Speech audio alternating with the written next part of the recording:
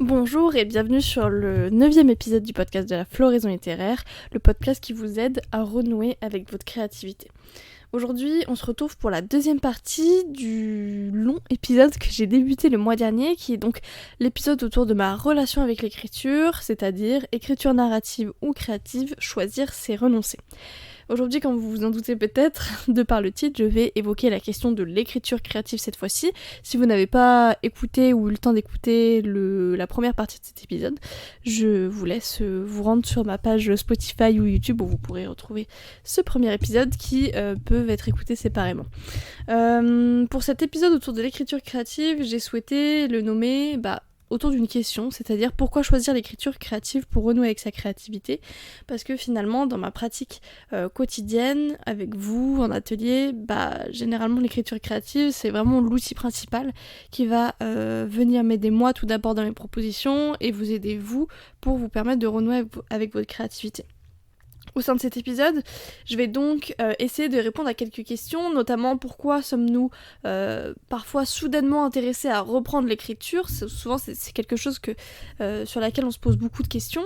Quels sont également les bienfaits de l'écriture créative au sein d'une pratique créative régulière ? Comment débuter au sein de l'écriture créative et surtout, plus loin que ça, vous permettre de comprendre ce qu'est selon moi l'écriture créative. On va d'ailleurs débuter autour de cette question-là, donc qu'est-ce qu'on entend par écriture créative, parce que c'est un terme qui est énormément utilisé ces derniers temps, c'est un petit peu un courant autour de la créativité qui a pris son essor notamment dans les pays anglo-saxons, davantage notamment en Amérique, aux USA, puisque l'écriture créative à la base c'est une pratique universitaire, c'est-à-dire que c'est une pratique qui est né et a pris place au sein des universités pour ensuite ouvrir des portes à des choses un petit peu plus scolaires et professionnelles, c'est-à-dire les métiers de l'écriture, animateur en écriture, etc. etc. Cette pratique, elle est ensuite apparue en France et notamment autour des pratiques un petit peu plus de développement personnel. On peut notamment citer le journaling, vous en avez peut-être sûrement entendu parler, mais de manière globale, même si ce terme est né de cette pratique universitaire dans les pays anglo-saxons qui ont beaucoup plus d'avance à mon goût que nous sur toutes les notions de créativité et notamment en écriture, je pense que c'est important de garder à l'esprit que l'écriture créative c'est un terme qui se définit de manière plurielle. On peut entendre un petit peu entre grosses guillemets tout et n'importe quoi autour de l'écriture créative, et là le but c'est vraiment que vous puissiez l'entendre un petit peu comme vous le souhaitez. C'est pour ça que quand moi j'évoque les ateliers d'écriture créative que je peux vous offrir, et souvent on peut avoir du mal à vraiment comprendre ce qui va se passer à l'intérieur, parce que écriture créative ça peut englober plein de pratiques et plein de définitions différentes.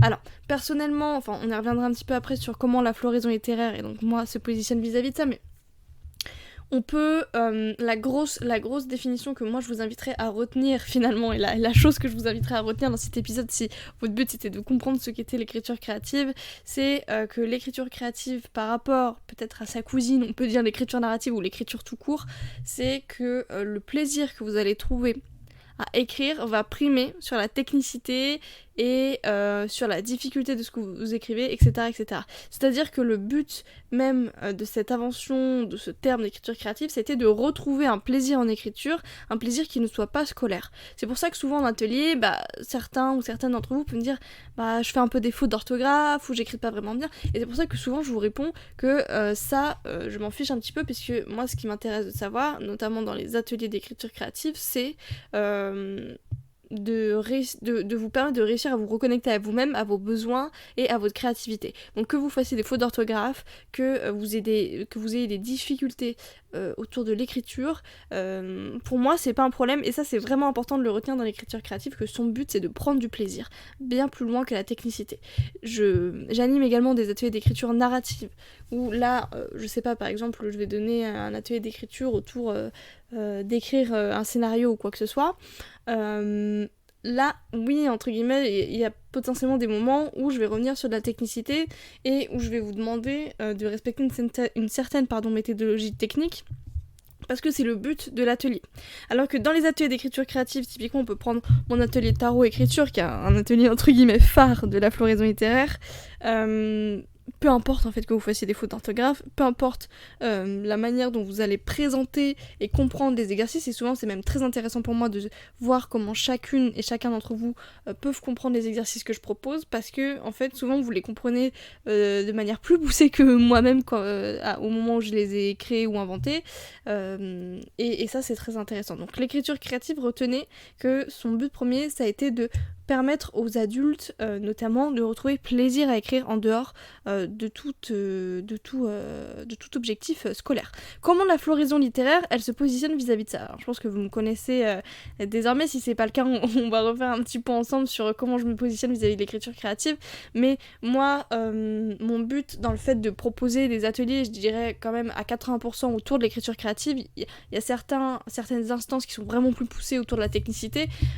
Généralement, c'est des instances que je propose peu au public, c'est plutôt des instances pour lesquelles une structure par exemple va me rémunérer.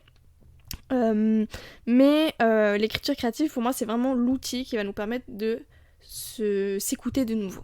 Ça a été vraiment, moi, la manière dont l'écriture créative est venue à moi, ça a été que j'avais besoin de m'écouter. Et l'écriture et la créativité de manière générale, souvent je vous le dis, ça peut faire peur parce qu'en fait, un des points forts, mais également des points handicapants de cette pratique-là qu'est l'écriture créative, c'est qu'on peut pas se mentir à soi-même. Parce que ce qu'on met sur le papier, c'est nos pensées.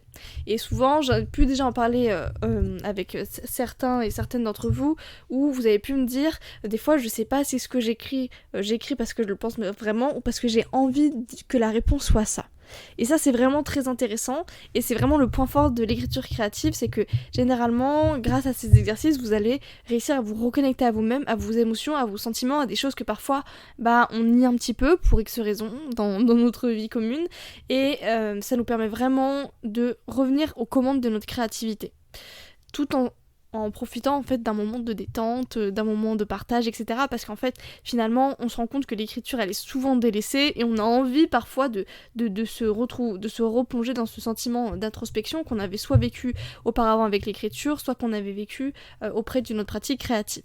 Et également, en fait, on se rend compte que l'écriture créative, en tout cas dans un cadre d'un atelier, on parlera après de l'écriture créative d'un point de vue individuel, mais dans le cadre d'un atelier, c'est aussi souvent pour nous permettre de profiter des échanges, des rencontres qu'on peut faire entre les participants. Et moi, je me rends compte désormais, avec un peu plus d'un an de pratique des ateliers d'écriture créative, que je dirais que l'écriture prend 70% de la place et que le reste de la place, ça va être des échanges. Et dans plusieurs instances, je me suis rendu compte que les échanges primaient parfois même sur les exercices d'écriture créative, et ce qui était complètement ok, parce qu'en fait, vous entraidiez en fait, et j'étais là un petit peu pour accueillir ce qui était en train de se dire et pour animer un peu les échanges, mais parfois les échanges tiennent aussi une place très importante, et l'écriture va juste venir, si vous voulez, va juste venir un petit peu conclure ce qu'on s'est dit et prendre conscience.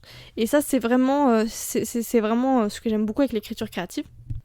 Et ça, c'est quelque chose que je vous répète souvent également, mais l'écriture créative permet de passer de nos pensées à une écriture, et donc de rendre les choses réelles. C'est-à-dire que souvent, on a X pensées sur ça fait quelques semaines que je me dis que je devrais prendre davantage de temps pour moi, que je me sens un peu fatiguée, etc.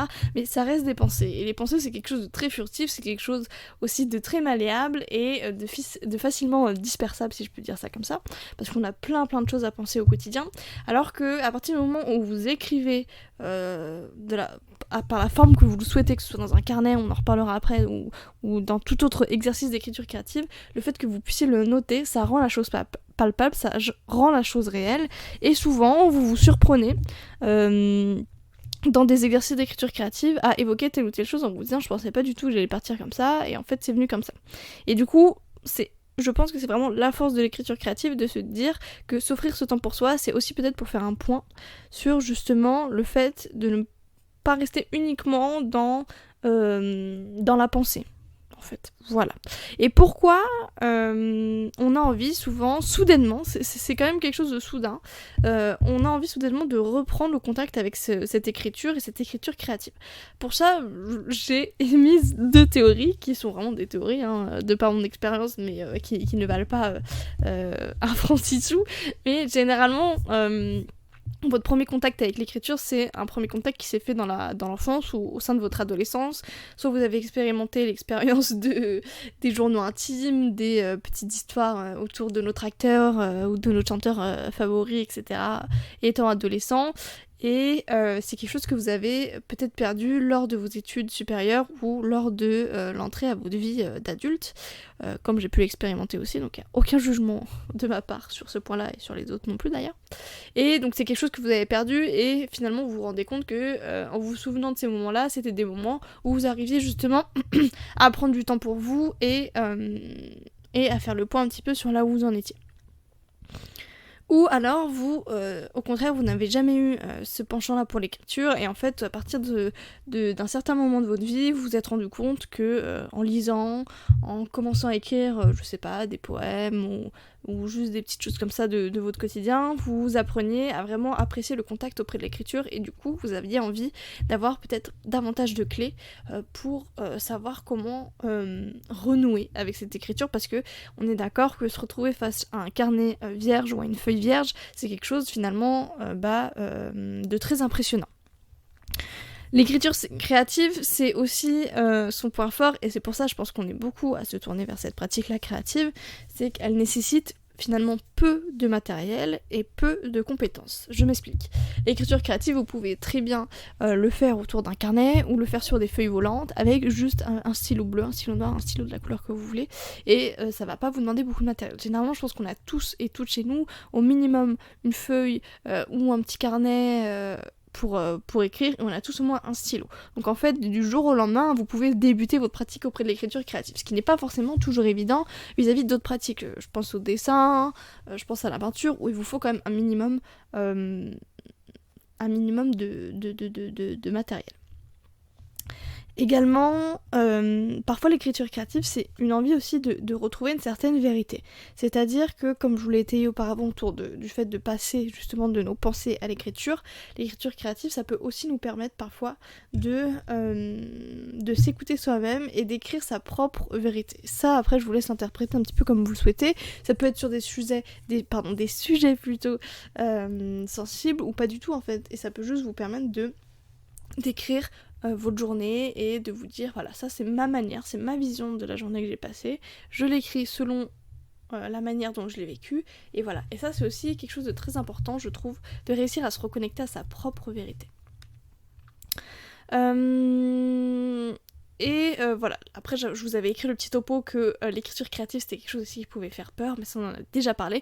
N'oubliez pas surtout que l'écriture créative, ça nous permet surtout d'être francs envers nous-mêmes. Et c'est surtout ça généralement dont on a peur. C'est pas vraiment de l'écriture en elle-même, mais c'est qu'est-ce qui va ressortir de ça. Voilà. Comment débuter l'écriture créative pour renouer avec soi-même ? Tout d'abord, voilà, ça, c'est vraiment en lien avec ce que je viens de vous dire, mais je pense que être honnête envers soi-même, réussir à se faire confiance, c'est des choses très importantes dans le fait de débuter avec l'écriture créative et en tout cas réussir à bien vivre cette expérience auprès de l'écriture créative.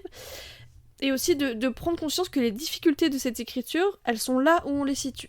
C'est-à-dire que souvent on se dit mais moi je sais pas écrire, j'ai toujours été très nulle en rédaction, etc. etc. Mais toutes ces difficultés-là, c'est entre guillemets, c'est vous qui vous les mettez dans le sens où il n'y a aucune obligation d'écrire des paragraphes entiers. Souvent c'est ce qu'on me dit, moi j'aime pas écrire de grandes choses, etc. On peut tout à fait avoir une pratique de l'écriture créative quotidienne qui va se tenir à 2, 3 4 phrases par jour ou par semaine, le but étant qu'on soit quand même régulier et régulière. Donc vraiment avoir en tête que ces difficultés-là de l'écriture, et c'est quelque chose que je peux notamment remarquer avec aussi les groupes d'adolescents que je peux accompagner de manière hebdomadaire, c'est que finalement les biais de difficulté de l'écriture narrative et créative, elles se situent souvent en nous-mêmes. C'est-à-dire que ça va être une question de confiance en soi, une question de réussir à s'écouter, une question de réussir à se faire confiance, une question de réussir à persévérer, à se motiver. Et ça, je pense que c'est important aussi de l'avoir en tête et de se dire que souvent, et moi la première, j'étais souvent partisane du fait de j'ai pas d'inspiration, je vais pas j'ai rien à dire, c'est nul, etc. Alors qu'en fait tout ce que j'étais en train de me dire c'était pas vraiment vrai et c'était surtout peut-être aussi d'une certaine manière pour me protéger entre grosses guillemets pour peut-être ne pas aller plus loin que cela dans mes retranchements et voir ce qu'allait advenir de mes textes.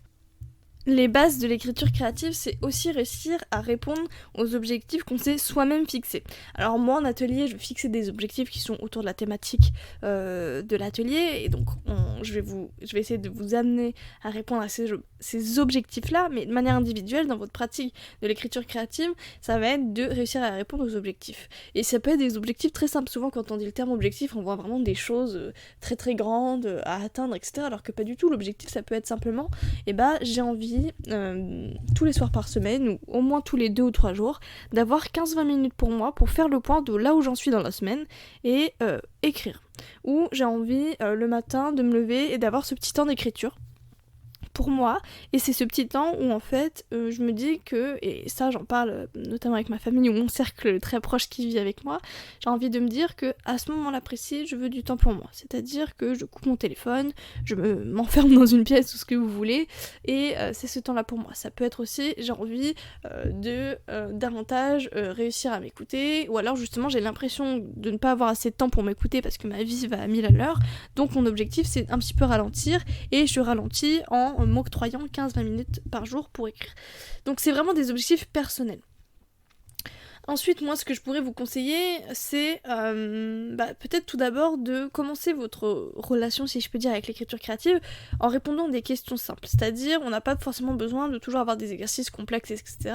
En atelier, vous pouvez voir une pluralité d'exercices que je vous propose. Mon but, c'est aussi d'avoir quelque chose de pluriel et qui va quand même quelque chose d'ascendant dans entre guillemets, dans la difficulté, ou en tout cas dans les objectifs que je vais vous permettre d'atteindre. Mais de manière individuelle, vous pouvez tout à fait commencer votre pratique de l'écriture créative en répondant à des questions simples comme comment je me sens aujourd'hui, comment s'est passée ma journée, qu'est-ce que j'ai envie d'accomplir aujourd'hui en ce moment. Ou sinon, quelque chose que vous pouvez faire, et ça c'est quelque chose de parfois un petit peu compliqué, ça peut être d'être devant votre support d'écriture et justement de venir écrire tout ce qui vous passe à l'esprit et de voir ce qui ressort. Ça n'a pas besoin vraiment d'avoir de sens en termes de phrases ou etc., mais ça peut être que des mots-clés ou des petites phrases qui n'ont pas de sens entre elles, mais juste de voir, bon, qu'est-ce que j'ai envie d'écrire et de voir ce qui en ressort. Alors, généralement, les 5 premières minutes, vous allez vous dire, il n'y a rien qui en ressort, laisse tomber, machin, etc.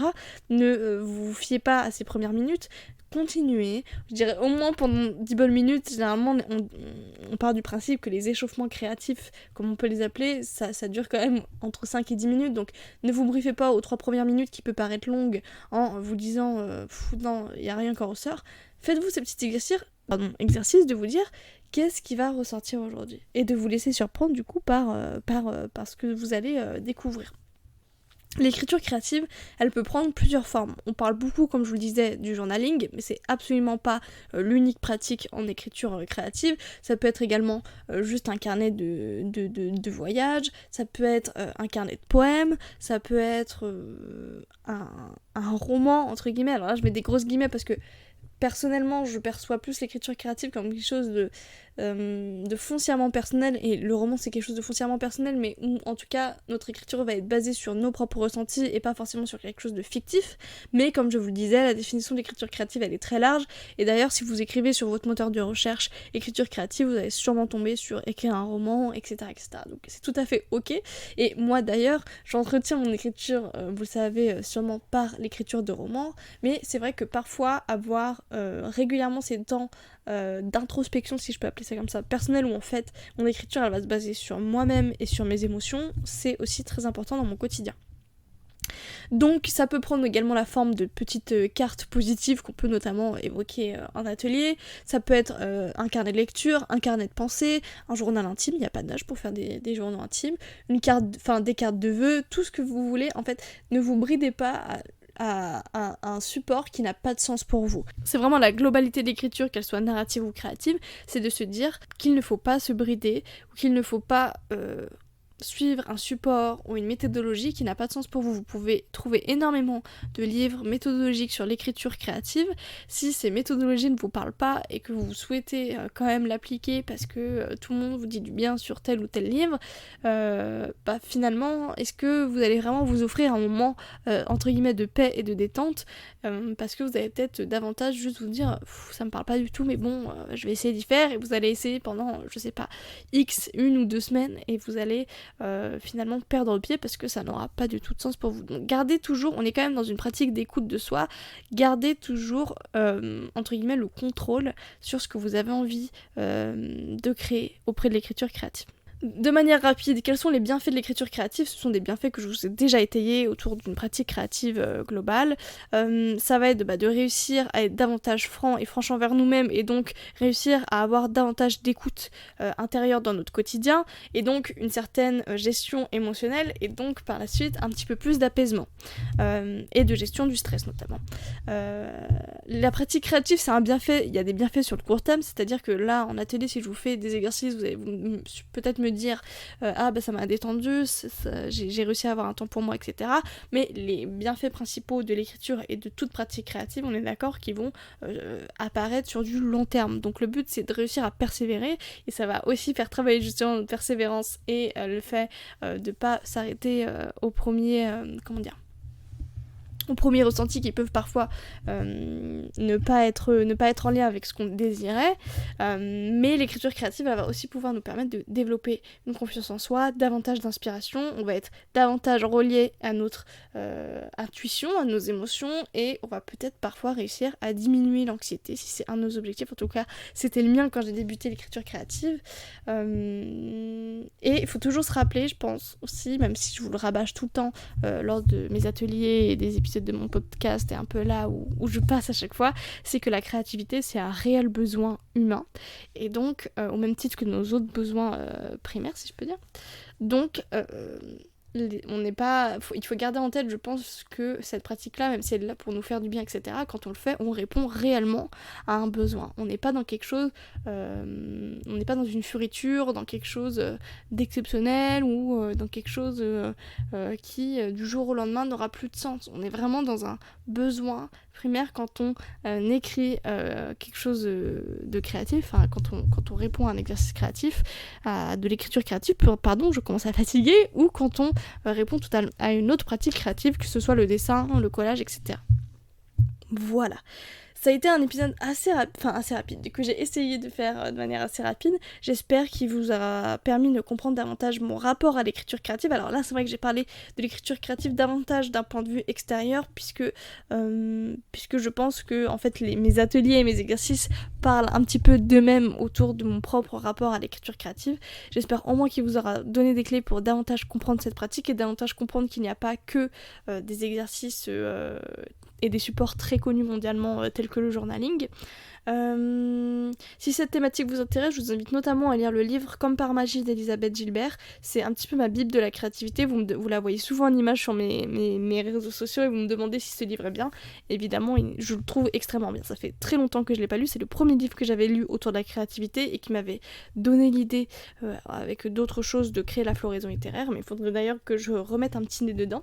Mais je vous invite à le lire, il est pas très cher, il est notamment vendu au format poche et moi c'est un livre que j'aime beaucoup offrir aux femmes qui m'entourent parce que je trouve que c'est un livre très important. J'ai été ravie de faire ces 2 épisodes de podcast qui concluent un petit peu ce long épisode de podcast.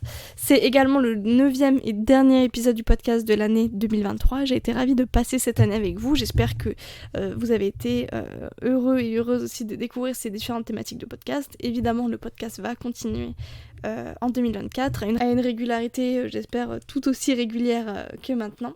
Je vous souhaite de prendre soin de vous. N'hésitez pas à me retrouver sur mes réseaux sociaux, notamment sur Instagram et sur mon site lafloraisonlittéraire.fr, mon site qui s'est d'ailleurs refait une beauté, sur lequel vous allez pouvoir trouver quelques nouveautés, notamment les bons cadeaux pour Noël. Pensez-y, c'est important aussi d'offrir des moments créatifs à nos proches et des services d'écriture désormais. Voilà, je vous laisse en description toutes ces petites informations, tous ces petits liens et je vous dis à très bientôt.